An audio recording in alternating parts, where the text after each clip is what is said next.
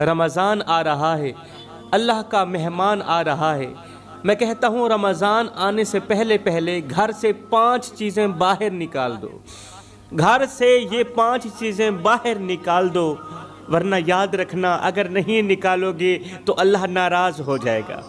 یہ صرف ایک جملہ نہیں، یہ ایک خوفناک اعلان ہے، ایک ایسی تنبیہ ہے جو اگر دل تک نہ پہنچی تو آنے والا رمضان ہمیں سنوارنے کے بجائے ہمیں ہلا کر رکھ دے گا۔ آج کا یہ بیان آپ کو چونکانے کے لیے ہے، آپ کو جگانے کے لیے ہے، اندر انقلاب پیدا کرنے کے لیے ہے، کیونکہ اللہ کا فرمان ہے، اللہ کا اعلان ہے۔ اللہ قرآن کے اندر فرماتا ہے، اللہ اس قوم کی حالت نہیں بدلتا جو قوم اپنی حالت خود بدلنے کی کوشش ہی نہ کرے۔ اور میرے رسول کریم صلی اللہ علیہ وسلم کا فرمان علی شان ہے کہ جب گھروں سے شر، گندگی اور نافرمانی ختم نہ ہو تو وہاں رحمت کے دروازے بند کر دیے جاتے ہیں۔ میرے محترم بھائیوں، ذرا رک کر سوچو، کیا ہم واقعی اس رمضان کے لیے تیار ہیں یا صرف دن گن رہے ہیں؟ کیونکہ رمضان صرف روزوں کا نام نہیں، یہ دلوں کی صفائی کا نام بھی ہے، گھروں کی درستگی اور نیتوں کی اصلاح کا نام بھی ہے۔ اگر رمضان آنے سے پہلے ہی ہمارے گھروں میں ایسی چیزیں موجود رہیں جو اللہ کو ناراض کرتی ہیں تو پھر یہ مہینہ رحمت کے بجائے ہمیں سخت پیغام دینے آتا ہے۔ میرے محترم بھائیوں، ایک لمحے کے لیے اپنے دل سے پوچھو کہ کیا ہم واقعی اس رمضان کے استقبال کے قابل ہیں یا صرف روایت نبھا رہے ہیں؟ کیونکہ رمضان کا آنا صرف کیلنڈر کا بدلنا نہیں ہوتا، بلکہ یہ اللہ کی طرف سے ایک سخت امتحان بھی ہوتا ہے، ایک موقع بھی ہوتا ہے اور ایک وارننگ بھی ہوتی ہے۔ قرآن ہمیں بار بار یاد دلاتا ہے کہ وہی لوگ کامیاب ہوتے ہیں جو اپنے ظاہر کے ساتھ اپنے باطن کو بھی پاک کرتے ہیں، وہی لوگ کامیاب ہوتے ہیں۔ اور میرے رسول کریم صلی اللہ علیہ وسلم نے واضح فرمایا کہ جس گھر میں غفلت، نافرمانی اور بے پرواہی بسی رہے وہاں فرشتے داخل نہیں ہوتے، رحمت کے فرشتے داخل نہیں ہوتے۔ میرے محترم بھائیوں، اگر ہم نے رمضان سے پہلے اپنے گھروں کو درست نہ کیا، اپنے ماحول کو صاف نہ کیا اور اپنی زندگی سے وہ چیزیں نہ نکالیں، اپنے گھروں سے وہ چیزیں نہ نکالیں جو اللہ کو ناراض کرتی ہیں، تو پھر ڈر ہے کہ یہی رمضان ہمارے لیے سوال بن جائے، یہی رمضان پھر ہمارے لیے حساب بن جائے، کیونکہ اللہ کی رحمت اسی پر اترتی ہے جو خود کو رحمت کے قابل بناتا بھی ہے۔ اللہ کی رحمت اسی پر اترتی ہے جو خود کو اللہ کی رحمت کے قابل بناتا ہے، تیاری کرتا ہے۔ اور یہ بات جتنی خاموش ہے اتنی ہی خطرناک ہے۔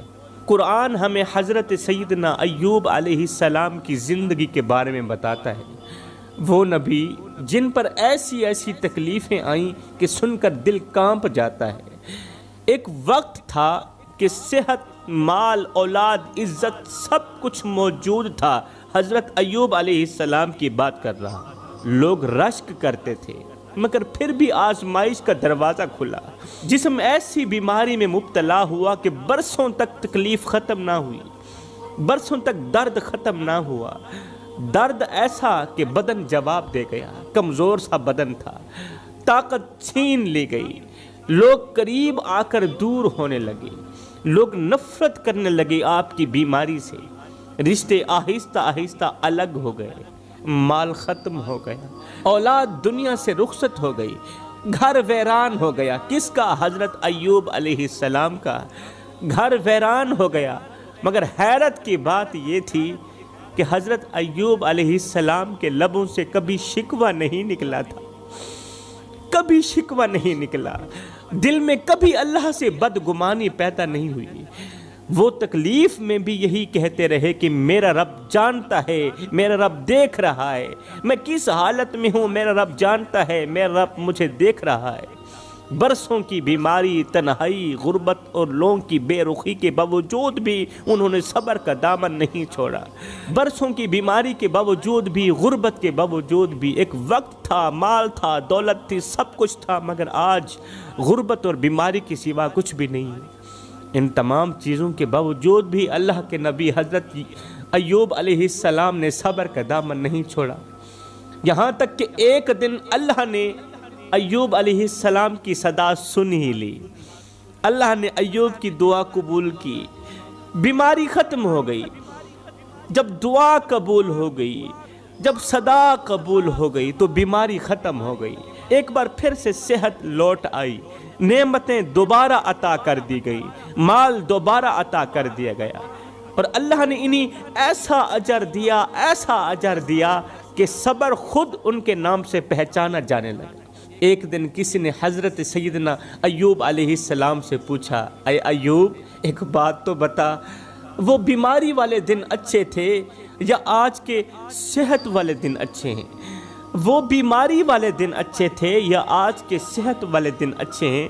تو یہ سن کر حضرت ایوب علیہ السلام رونے لگے، رو کر جواب دیا، میرے بھائی اگر سچ پوچھتے ہو نا تو وہ بیماری والے دن اچھے تھے، وہ بیماری والے دن اچھے تھے، کیونکہ پورا دن تکلیف میں گزرتا تھا میرا، پورا دن درد میں گزرتا تھا میرا، جسم درد سے چور رہتا تھا، پورا دن پوری رات درد میں گزرتا تھا، لیکن رات کے دوسرے پہر جب درد حد سے بڑھ جاتا تھا اور میرے اندر سے ایک آہ نکلتی تھی، ادھر سے آہ نکلتی تھی، ادھر سے میرا رب کہتا تھا، ایوب بتا تیرا کیا حال ہے، ایوب تیرا کیا حال ہے۔ یہ والا جو جملہ تھا، اللہ کی یہ جو آواز آتی تھی نا، یہ میرے زخموں پر مرہم بن جاتی تھی۔ اس آواز میں رب کی مجھے قربت محسوس ہوتی تھی، رب کا پیار محسوس ہوتا تھا، اس آواز میں تسلی بھی ہوتی تھی اور محبت بھی ہوتی تھی۔ مگر آج جب اللہ نے مجھے صحت دے دی ہے، جسم کو طاقت لوٹا دی ہے، ایک بار پھر سے آرام نصیب کیا ہے، آج دولت تو ہے، مال تو ہے، صحت تو ہے، مگر وہ جملے سننے کے لیے میرا دل آج بھی ترس رہا ہے جب غیب سے آواز آتی تھی، غیب سے آواز آتی تھی، میرا ایوب تیرا کیا حال ہے۔ آج میں صحت مند بھی ہوں، اللہ کا شکر ہے، آج میں صحت مند بھی ہوں، اللہ کا شکر ہے، مگر وہ پکار سننے کو نہیں ملتی کہ میرے ایوب بتا تیرا کیا حال ہے۔ کیونکہ بعض اوقات تکلیف میں اللہ کی قربت آرام کے سکون سے کہیں زیادہ میٹھی ہوتی ہے۔ ایوب علیہ السلام کا یہ مختصر واقعہ ہمیں بتاتا ہے کہ اللہ کی طرف سے آنے والی تکلیف ذلت نہیں بلکہ امتحان ہوتی ہے، مگر افسوس آج کے لوگ معمولی پریشانی میں اللہ سے شکوہ کرنے لگتے ہیں، تھوڑی سی تنگی آئے تو زبان پر ناشکری آ جاتی ہے، گھروں میں صبر کے بجائے چیخ، برداشت کے بجائے غصہ اور اصلاح کے بجائے الزام نے جگہ بنا لی۔ اگر ہم واقعی اپنی زندگیوں کو درست کرنا چاہتے ہیں تو ہمیں حضرت ایوب علیہ السلام کی زندگی سے یہ سیکھنا ہوگا کہ تکلیف آئے تو رب سے ٹوٹیں، آزمائش بڑھے تو صبر نہ چھوڑیں، کیونکہ اللہ آخر کار اسی بندے کو بلند کرتا ہے جو حالات میں نہیں بلکہ اللہ پر یقین رکھتا ہے، برے حالات میں بھی اللہ پر یقین رکھتا ہے۔ حضرت ایوب علیہ السلام کی زندگی کے ساتھ ساتھ قرآن ہمیں حضرت یوسف علیہ السلام کی زندگی کا باب بھی دکھاتا ہے، ایک ایسا باب جس میں صبر بھی ہے اور دھوکہ بھی ہے، آزمائش بھی ہے اور اللہ کی خفیہ تدبیر بھی ہے۔ حضرت یوسف علیہ السلام بچپن سے ہی آزمائشوں میں ڈالے گئے تھے۔ یوسف علیہ السلام کے بھائیوں نے یوسف کے ساتھ دھوکہ کیا تھا، وہ بھائی جو ایک ہی گھر کی چھت کے نیچے رہتے تھے، ایک ہی جگہ پر کھاتے رہے، ایک ہی جگہ پر پیتے رہے، ایک ہی جگہ پر پلے بڑھے، ایک ہی جگہ پر پرورش پائی، ان بھائیوں نے محبت کے بہانے ایک دن حضرت یوسف علیہ السلام کو اپنے ساتھ لے گئے اور پھر یوسف جیسے معصوم بھائی کو بے رحمی اور بڑی ہی بے دردی سے کنویں میں دھکا دے دیا۔ یوسف جیسے معصوم بھائی کو بھائیوں نے کنویں میں دھکا دے دیا، کنویں میں دھکیل دیا۔ فرشتوں نے عرض کیا، اللہ کیا بھائی ایسے بھی ہوتے ہیں؟ کیا بھائی بھائی کے ساتھ ایسا بھی کر سکتا ہے؟ اللہ نے فرمایا ہاں، مگر میرا یوسف اکیلا نہیں ہے، کنویں میں جانے والا یوسف اکیلا نہیں ہے، اندھیرے میں رہنے والا یوسف اکیلا نہیں ہے، میں اس کے ساتھ ہوں۔ بھائی چھوڑ گئے تو کیا ہوا، بھائیوں نے دھوکہ کیا تو کیا ہوا، یوسف کا رب تو یوسف کے ساتھ ہے نا۔ اور جو تم دھکا سمجھ رہے ہو نا، وہ دھکا نہیں، وہ دھوکہ نہیں، بلکہ وہ میرے فیصلے کی پہلی سیڑھی ہے۔ خیر، بھائیوں نے حضرت یوسف علیہ السلام کو بچپن میں ہی کنویں کے حوالے کر دیا۔ کنویں کے اندر گہرا اندھیرا تھا، چاروں طرف خاموشی تھی، تنہائی تھی۔ ایک طرف تنہائی، اوپر سے اپنوں کی بے بسی، اپنوں کا ارمان۔ مگر حیرت کی بات یہ تھی کہ حضرت یوسف علیہ السلام نے اس ننھی عمر میں بھی اللہ سے شکوہ نہیں کیا تھا، نہ زبان سے فریاد نکلی، نہ دل میں بدگمانی آئی۔ اس حال میں بھی اللہ تعالیٰ کی شکر گزاری کرتے رہے۔ پھر کچھ مسافروں نے پانی نکالنے کے لیے کنویں میں ڈول ڈالا۔ جب انہوں نے کنویں میں ڈول ڈالا تو حضرت یوسف علیہ السلام اس ڈول کے ساتھ لٹک کرنا اس ڈول کو پکڑ کر کنویں سے باہر آ گئے۔ مسافروں نے یوسف علیہ السلام کو ایک غلام سمجھا اور مصر کے بازار میں لے گئے۔ آج نبی کے بیٹے کی بازار میں بولی لگ رہی تھی، آج نبی کے بیٹے کی بازار میں بولی لگ رہی تھی، قیمت لگ رہی تھی۔ بولی لگانے والے کہہ رہے تھے سستا ہے لے لو، کام کا ہے لے لو۔ یوسف علیہ السلام کی آنکھیں جھکی ہوئی تھیں، وہ اپنی لگائی گئی بولی سن رہے تھے اور دل ہی دل میں کہہ رہے تھے کہ یا اللہ، اگر تو اس حال میں راضی ہے تو پھر تیرا یوسف بھی تیری رضا پر راضی ہے۔ باہر سے یوسف علیہ السلام کی بولی لگ رہی تھی، اندر سے یوسف علیہ السلام سوچ رہے تھے کہ میرا باپ مجھے ڈھونڈ رہا ہوگا، میرا باپ مجھے ڈھونڈ رہا ہوگا۔ وہ تو جب تک مجھے دیکھتا نہیں تھا اس کا دل چین نہیں پاتا تھا، آج میرا باپ دروازے پر بیٹھا میرا انتظار کر رہا ہوگا۔ اسے نہیں پتا ہوگا کہ اس کے شہزادے کی مصر کے بازار میں بولی لگ رہی ہے۔ یوسف علیہ السلام سوچ رہے تھے کہ کاش میرے باپ کو کوئی جا کر اتنا کہہ دے کہ تیرا بیٹا ابھی زندہ ہے، پریشان نہ ہونا ابا۔ جا کر کوئی اتنا کہہ دے کہ پہلے میں کنویں میں تھا، اب میں بازار میں ہوں، لیکن ابھی بھی میرا رب میرے ساتھ ہے، میرے رب نے مجھے اکیلا نہیں چھوڑا۔ باہر بولی لگ رہی تھی، اندر سے جناب یوسف علیہ السلام کے دل نے چاہا کہ چیخ کر ان نادانوں کو کہہ دوں، بتا دوں کہ میں یوسف ہوں، یعقوب کا بیٹا ہوں، مگر پھر بھی رب کی رضا بھول نہیں پا رہی تھی۔ یوسف علیہ السلام نے دل ہی دل میں بس اتنا کہا کہ اے میرے رب، تو میرے باپ کے دل کو ویسے تھام لینا جیسے تو نے مجھے کنویں کے اندھیرے میں تھام لیا ہے۔ یوسف علیہ السلام صبر پہ صبر کرتے رہے۔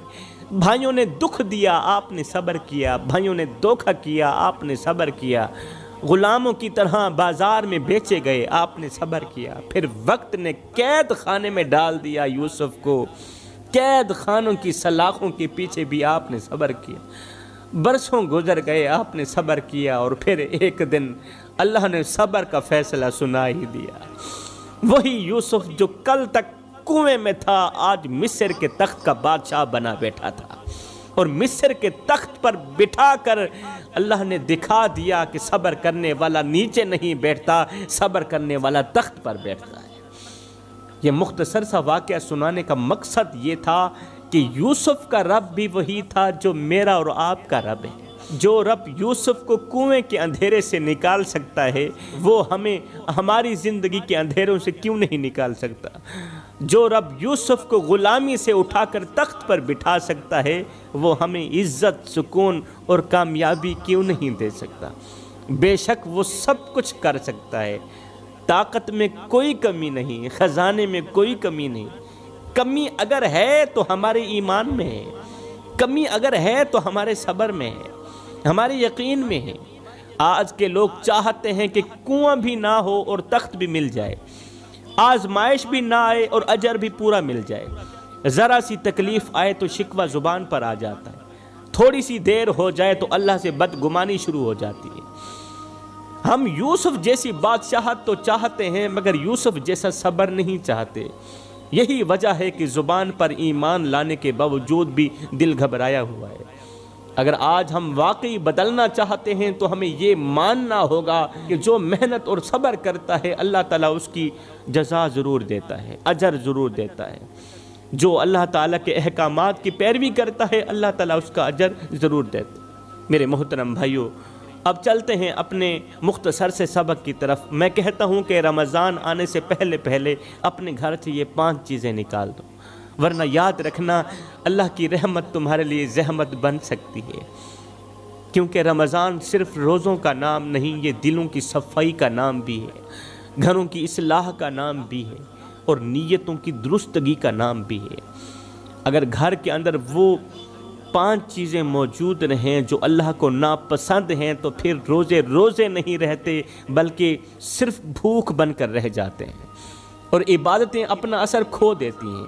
لوگ یہ سمجھتے ہیں کہ رمضان آتے ہی سب کچھ خود بخود ٹھیک ہو جائے گا، جب اللہ کی رحمت برسے گی نا تو پھر سب کچھ خود بخود ٹھیک ہو جائے گا۔ حالانکہ حقیقت یہ ہے کہ رمضان بدلنے آتا ہے، رمضان بدلنے آتا ہے، مگر وہی بدلتا ہے جو بدلنے کی تیاری میں ہو، جو خود بھی بدلنا چاہے۔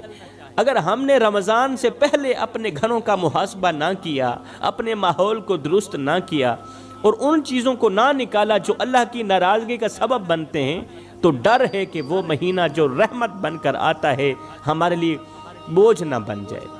کیونکہ اللہ کی رحمت وہاں اترتی ہے جہاں دل جھکے ہوں۔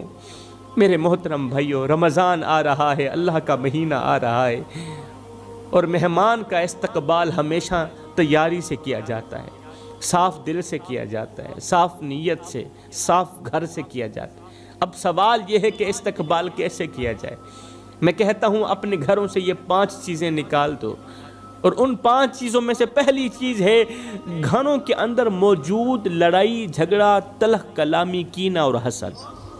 پہلی چیز، گھروں کے اندر یہ جو لڑائی جھگڑا ہے نا، یہ تلخ کلامی ہے، یہ جو کینہ ہے نا، یہ نکال دو۔ جس گھر میں روز جھگڑا ہو، جہاں بات بات پر آوازیں بلند ہوں، جہاں دلوں میں ایک دوسرے کے لیے کڑواہٹ بھری ہو، وہاں رحمت نہیں ٹھہر پاتی، وہاں رحمت کے فرشتے نہیں ٹھہر پاتے۔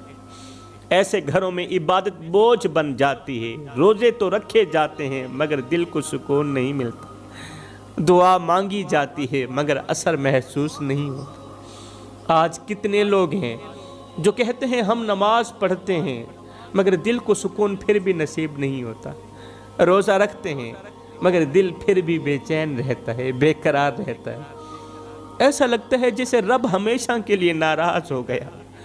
اصل میں یہ وہی لوگ ہوتے ہیں جو مسجد میں جا کر نماز پڑھتے ہیں مگر جیسے ہی گھر میں داخل ہوتے ہیں تو فرعون جیسے بن جاتے ہیں، بیوی سے لڑائی کرتے ہیں، جھگڑا کرتے ہیں، بچوں پر چیختے ہیں، بچوں کو ڈانٹتے ہیں، بھائیوں سے جھگڑا کرتے ہیں، دوسروں کو خود سے کم تر سمجھتے ہیں، اور خود کو دوسروں سے، اپنی فیملی سے، اپنے بڑوں سے بھی بڑا سمجھتے ہیں۔ گھر کو عبادت گاہ کے بجائے میدان جنگ بنا دیتے ہیں۔ ایسے لوگ یہ بھول جاتے ہیں کہ رب صرف مسجد میں نہیں، رب گھر کے اندر بھی دیکھ رہا ہوتا ہے۔ لوگ سمجھتے ہیں کہ رب صرف مسجد کے اندر دیکھ رہا ہے، میں کہتا ہوں رب گھر کے اندر بھی دیکھ رہا ہوتا ہے۔ وہ دیکھ رہا ہوتا ہے کہ نماز کے بعد بندہ کیسا ہے، نماز جیسی حالت کا ہے یا نماز سے پہلے والی حالت کا ہے، روزے کے بعد اس کا لہجہ کیسا ہے۔ حقیقت یہ ہے کہ جو رب سے سکون مانگتے ہیں انہیں سب سے پہلے اپنے گھر کو سکون دینا ہوتا ہے، اور سکون دینا بھی چاہیے، کیونکہ جس گھر میں چیخیں ہوں وہاں رحمت نہیں ٹھہر پاتی، اور جس دل میں نفرت ہو وہاں اللہ کی یاد اثر نہیں کرتی۔ یہ تو ہو گئی پہلی چیز کہ رمضان آنے سے پہلے، روزہ رکھنے سے پہلے، سب سے پہلے ہمیں اپنے گھروں کی لڑائی جھگڑا ختم کرنا ہے، گھر سے باہر نکالنا ہے۔ اور دوسری چیز جو گھر سے نکالنی ہے وہ ہے دلوں میں چھپی ہوئی نفرت، اور دوسری چیز جو ہم نے اپنے گھر سے نکالنی ہے وہ ہے دلوں میں چھپی ہوئی نفرت، ضد اور معافی نہ دینے کی عادت۔ یہ چیزیں ہم نے نکالنی ہے، کیونکہ جس دل میں کینہ ہوتا ہے وہاں دعا رک جاتی ہے، اور جس گھر میں ضد ہوتی ہے وہاں رحمت نہیں ٹھہر پاتی۔ تیسری چیز جو ہم نے نکالنی ہے وہ ہے گھروں کے اندر گناہوں کی عادتیں۔ چاہے وہ زبان کے گناہ ہوں، موبائل کے ذریعے آنے والی نافرمانیاں ہوں، یا وہ کام جو تنہائی میں کیے جاتے ہوں اور اللہ کو ناراض کرتے ہوں، کیونکہ جس گھر میں گناہ معمول بن جاتے ہیں وہاں عبادت اپنا اثر کھو دیتی ہے۔ چوتھی چیز جو ہم نے نکالنی ہے وہ ہے ناشکری اور ہر وقت شکایت کرتے رہنا، ہر وقت حالات کا رونا روتے رہنا، رزق کا شکوہ کرتے رہنا، رشتوں کی شکایت کرتے رہنا، کیونکہ ناشکری نعمتوں کو روک دیتی ہے اور شکر رحمت کو کھینچ کر لاتا ہے۔ اور پانچویں چیز جو سب سے زیادہ خطرناک ہے جو ہم نے گھر سے نکالنی ہے وہ ہے گھروں سے اللہ کا ذکر ختم ہو جانا، ذکر کا ختم ہو جانا۔ یہ والی جو عادت ہے یہ ہم نے نکالنی ہے، یہ والا جو گناہ ہے یہ ہم نے نکالنا ہے۔ نماز کا بس نام رہ جانا، قرآن کا بند ہو جانا، یہ ہم نے نکالنا ہے، کیونکہ جس گھر میں اللہ کا ذکر نہیں ہوتا وہ گھر زندہ نظر آتا ہے مگر حقیقت میں مردہ ہوتا ہے۔ اس لیے میرے محترم بھائیوں، رمضان آنے سے پہلے اگر ہم نے یہ 5 چیزیں اپنے گھروں سے نکال دیں تو یقین جانیے رمضان ہمارے لیے بھوک نہیں بلکہ نور بنے گا، مشقت نہیں بلکہ رحمت بنے گا، اور عبادت بوجھ نہیں بلکہ سکون بن جائے گی۔ اللہ تعالی ہمیں سکون عطا کرے گا۔ میں دعا کرتا ہوں اللہ تعالی اچھی نصیحتوں پر عمل کرنے کی توفیق عطا فرمائے۔